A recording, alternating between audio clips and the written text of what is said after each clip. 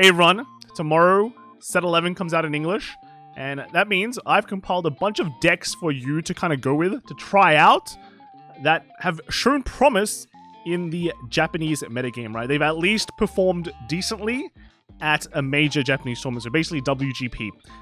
And, you know, some of them are from Korea, some of them from Indonesia, but basically just a deck so you can grab it, copy it, and go, okay, this is how they built it, let's try and build it this way.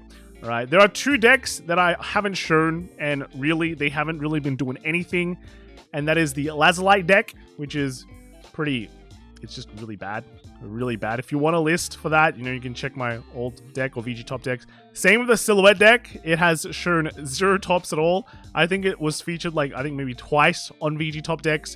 So you can check that one out too.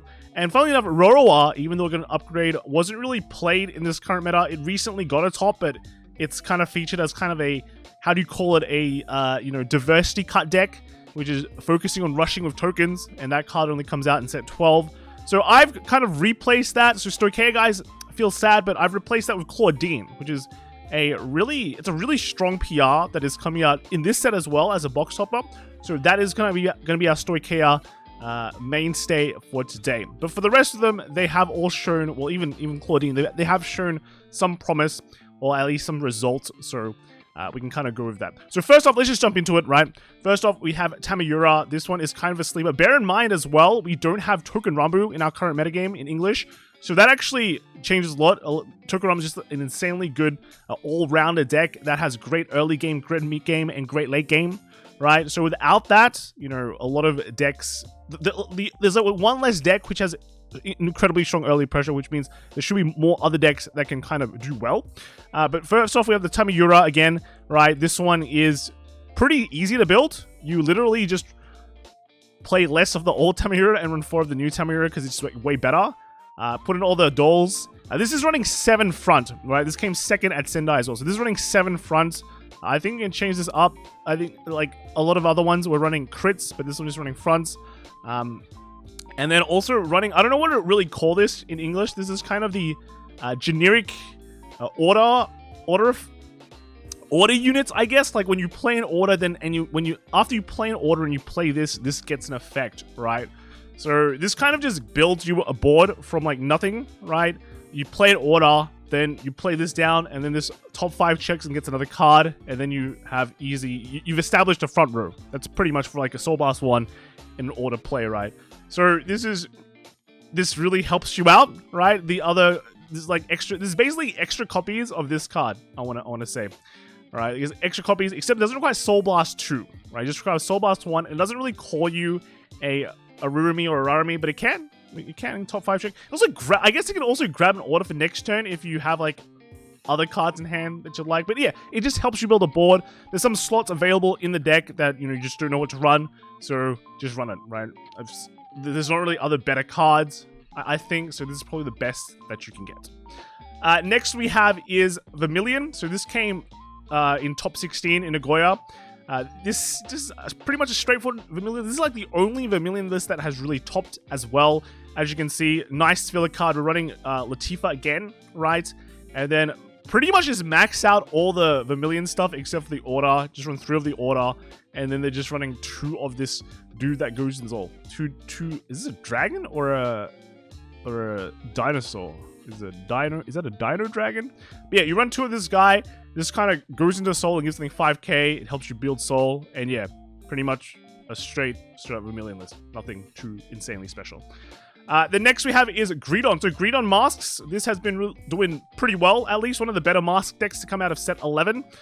This is, if you look at the tops of Greedon, there is basically 2 Korea tops and then 1 topping in Japan, but they basically all run this list. They're all running the same list, which is this one. You max out on your Dragon Tree Wretches, so then I guess your masks can hit them, but I guess since this one gets a thing out for free, I guess, and then this searches for, you know, the mask, because you're really in the mask, right? If you don't have the mask, you can't play. The rest you kind of fill up with just Desire Devils, and you just that's just it. You don't really have a CB, right? You don't really need much CB, so you can run what was this fat guy in Kane, right? It's a CB2 extra drive check. Also, Soul Charges once kind of helps you build soul for your Dragon Tree Wretch to call stuff out, because you do suck in 3. And then just kind of go from there, right? Then just restand, then hope your opponent dies. You run the Dark Zone OT just because you restand, hopefully you trigger it. But yeah, just get extra drive checks. You can throw stuff down earlier just to rush, just push, and then just restand and hope they're dead. Yep. After that we have is Chaos. So Chaos is actually pretty strong. Like I said before, I think people talk about this deck being a glass cannon, and just like I said before, Token Rambu doesn't really exist in English, so you have one less deck to worry about, which is a strong early game. Chaos really has gone really good, right? As you can see, you don't really run 1-ofs of much. You run 4-ofs of all your good cards, so run 4 of the new Chaos, run 4 of your Mekanis, run 4 of the Chaos support because it's a good card, so just run that. You have, like, enough, right? You have enough cards that can make different names already, like, just everywhere. Just everywhere. You don't really need to bang dream crits, I guess. You can just fight any crit with a different name. I think there are enough released already as well, so you don't really have to worry about it, but I just put in bang dream crits because they look nice.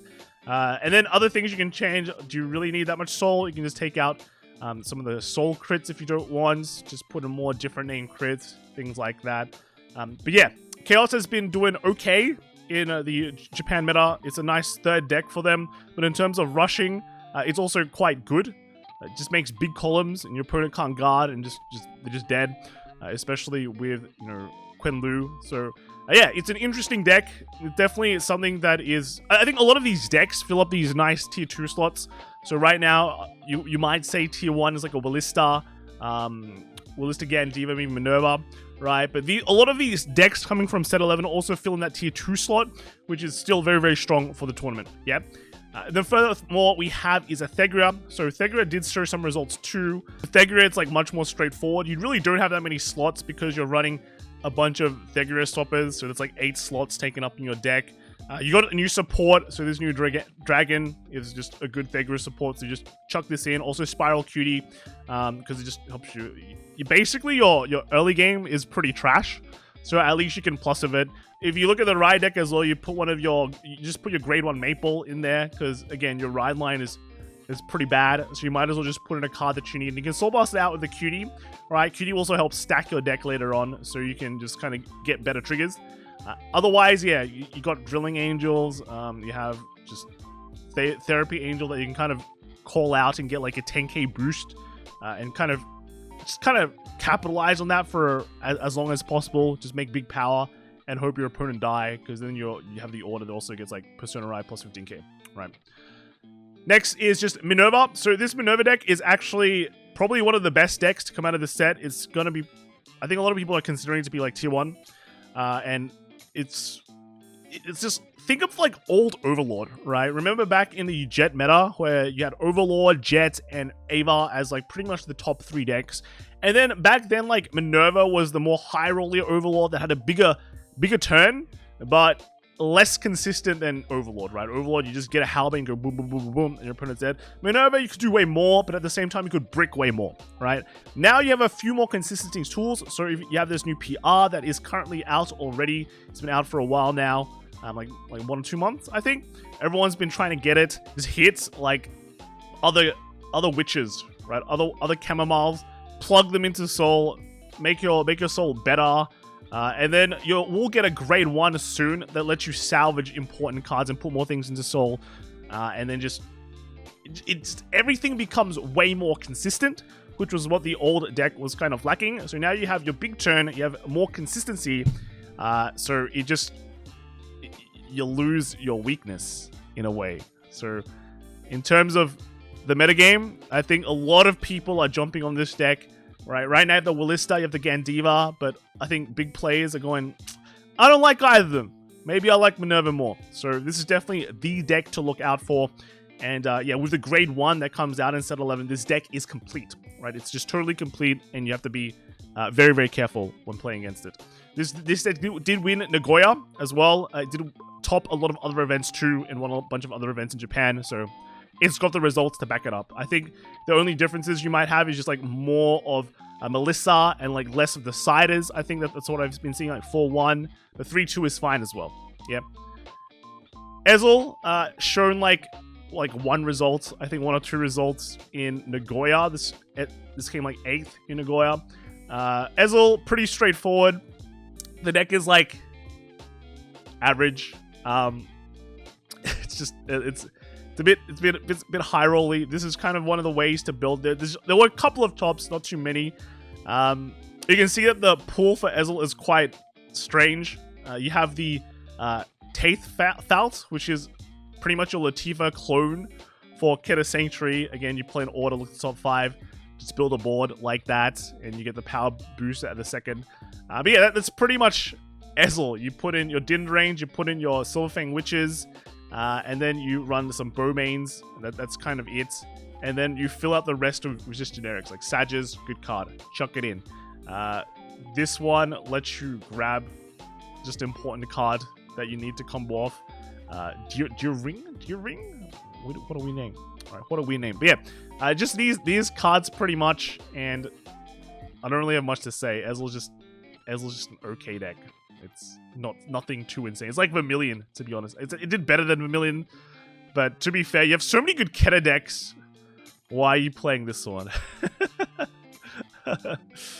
Next we have is Claudine. So this is pretty much the Stoicheia deck for the new set. One of the big gains that Stoicheia has gotten is actually Misty Arc Habitat, which supports everything, all the Stoicheia decks. Misty Arc, not so much, right? Misty Arc, pretty average. What is cool about this deck? Well, it is pretty much your rush deck, right? If you want to rush, this is it. Make plant tokens with your mushrooms, and then just push damage, and then your Claudine can kind of cash in on those plant tokens, get an extra drive, get some power, and then you can, it makes an extra attack as well. So, very straightforward, very simple. It's all about the early game now, and this deck does really well for that, because you can kind of capitalize on a decent early game, and then cash that in for a decent mid game at least. What else you run is you run a bunch of blitz orders as well. So you have some of this abolishment of sins. We've been seeing this being very popular in Zorga decks. And then you also have this new one, which is just the Honey Garden. It gives you a bunch of power, right? It gives you a bunch of power. You don't run Sanctitude because of the blitz orders. You run four of the just normal PGs. So that just makes it kind of all work a bit better. But to be fair, I'm going to be really honest. If you want to play a Stoicheia deck in, this meta, you might as well just run Zorga, right? Because, Misty Arc Habitat is out, which also benefits Zorga, and Zorga has been doing really well in the English format, because it's just a really strong deck, right? That's where a lot of players have been just gravitating towards if they don't like Willista and Gandiva, so just go into the Zorga line and just kind of go there. Because you still get to run RPDs, so you get to run 4 of these, right? You get to run 4 RPDs into like 2, which is what a lot of these decks have been running, just for the extra kind of bash, right? Early game pressure. So yeah, that's pretty much Claudine. And then lastly, we have Ava. So everyone's favorite Ava. Again, since there's like less kind of early game decks, you can kind of play Ava more. The only issue you have is just a bad matchup against Willista, but it is what it is, right? You can't win every single game. The deck really hasn't changed much. I think this is Indonesia top, Jakarta Ava, right? And Ava's kind of weird, because a lot of the tops for Ava have literally just been the old deck with nothing new, right? Nothing new, because the old deck was just really good in the early times of the metagame. And then this is kind of one of the more unique ones. So if you do have a current Ava deck, you're fine. If you want to try something new, this one's for you, right? Plug in some of the new Avas, take out some of the old, and then you have the new kind of this card that kind of combos with blitz orders, because you're running more blitz orders now. If you want to try them out, right, you run this blitz order that just gets a bunch of power, right? It gives your Vanguard 10k, but likely you can call out like ideally you call out a grade 2 and a grade 3 Obscape, and they all get 10k shield as well. So it's just a massive 30k shield. It does conflict with your Sanctitude, so you might think maybe change Sanctitude with just normal PG. If you're afraid of that, it's up to you. But yeah, this deck just manages to kind of put in a bunch of different cards. They had to sacrifice some slots, like less habitats. Is it habitat? Yeah, less habitable zone. Less habitable zone. Less one of the grade 1 orders. But again, the format is faster, so you probably don't need 4 of these. You just need to be able to bash your opponent as soon as possible. And I guess this deck kind of helps you do that and just get you kind of the orders that you need to defend. So interesting build, but that's it for all the decks. This is just a really quick video, so you can quickly just jump into it. Again, if you need the Silhouette and the Raw decks or the Misty Arc decks, just go check the previous video or just a VG top deck. I think there have been like maybe like 1 or 2. Usually they're highlighted, but yeah, those decks really haven't been doing anything at all. And I honestly can see why, because they're just not that great. Let me know what you guys think in the comments below, and I'll see you all in the next video. All right?